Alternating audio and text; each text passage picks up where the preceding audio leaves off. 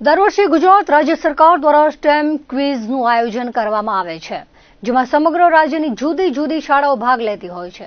વળી અહીં જુદી જુદી લેવલ પર કુલ મળીને 3 કરોડના ઇનામો આપવામાં આવે છે, જેમાં ભુજની સેન્ટ ઝેવિયર સ્કૂલમાંથી 3 વિદ્યાર્થીઓ દિવ્ય મહેતા, દેવ મહેતા અને સૌમ્યા ભટ્ટ ઝોનલ લેવલ પર ટોપ 10માં રહ્યા હતા.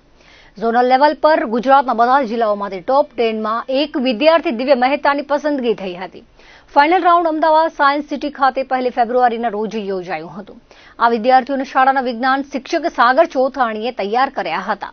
આ પ્રસંગે શાળા પરિવાર તરફથી principal father Joshi, vice principal sister Kripa વગેરે વિદ્યાર્થીઓને અભિનંદન પાઠવ્યા હતા. સમગ્ર આયોજનમાં લોક વિજ્ઞાન કેન્દ્રનો સહયોગ મળ્યો હતો.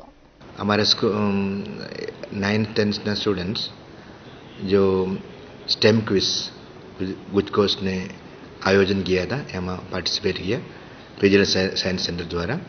એમાંથી આપણા 3 સ્ટુડન્ટ સોનલ લેવલમાં પાર્ટિસિપેટ किया. એમાંથી એક ફર્સ્ટ આવી ગઈ એને નેશનલ લેવલમાં સિલેક્ટ किया था. નેશનલ લેવલમાં પણ એને પાર્ટિસિપેટ કરીને આવ્યા છે. वे 3 સ્ટુડન્ટ સાયન્સમાં વધારે ક્વિઝ કોમ્પિટિશનમાં બધું પાર્ટિસિપેટ કરે છે. કચ્છ લેવલમાં 3 વિદ્યાર્થીઓ પાર્ટિસિપેટ किया था. એમાંથી એક સિલેક્ટ किया था નેશનલ લેવલમાં. દિવ્યા મહેતા છે જે નેશનલ લેવલમાં સિલેક્ટ किया था. એ દિવ્યા મહેતા એની સાથે સૌમ્યા ભટ્ટ અને દેવ મહેતા એ ત્રણેય રિજનલ લેવલમાં પહેલી વાર ક્વિઝમાં પાર્ટિસિપેટ किया था. એમાંથી દિવ્યા સિલેક્શન થઈ ગયા હતા એના નેશનલ લેવલમાં. હું સ્ટેમ ક્વિઝ માટે રિજનલ સાયન્સ સેન્ટર ગયો હતો રમવા માટે, જેમાં બધા કોમ્પિટિશન્સ હતા. પહેલો કોમ્પિટિશન હતું એ રાઇટિંગ હતો, જેમાં 200 જણા આવ્યા હતા.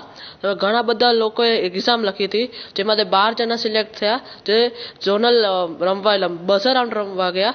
બઝર રાઉન્ડમાં જે સિલેક્ટ 10 ક્વેશ્ચન બધામાં પૂછવામાં આવ્યા, જેમ કે સ્ટેમમાં એટલે સાયન્સ, ટેકનોલોજી, એન્જિનિયરિંગ અને મેથેમેટિક્સ એમ 4 એવા 10 ક્વેશ્ચન આ 4 ટોપિકના પૂછવામાં આવ્યા હતા. જેમાંથી જેમ 2 જણાની ટીમ બનાવવામાં આવી હતી. જે વધારે સ્કોર કર્યા તેવા 4 જણાને એ નેશનલ લેવલ રમવા માટે મોકલ્યા હતા અને બીજા 10 જણાને એ પણ મોકલ્યા હતા નેશનલ લેવલમાં માટે. પછી તેમાંથી બધા ગયા હતા. એમાંથી અમારા સ્કૂલમાંથી જણા ગયા હતા, જેમ કે મારો ભાઈ જેમ એટલે એવી રીતે પછી બધાને ઘણી વસ્તુઓ મળી હતી, જેમ કે ટેલિસ્કોપ,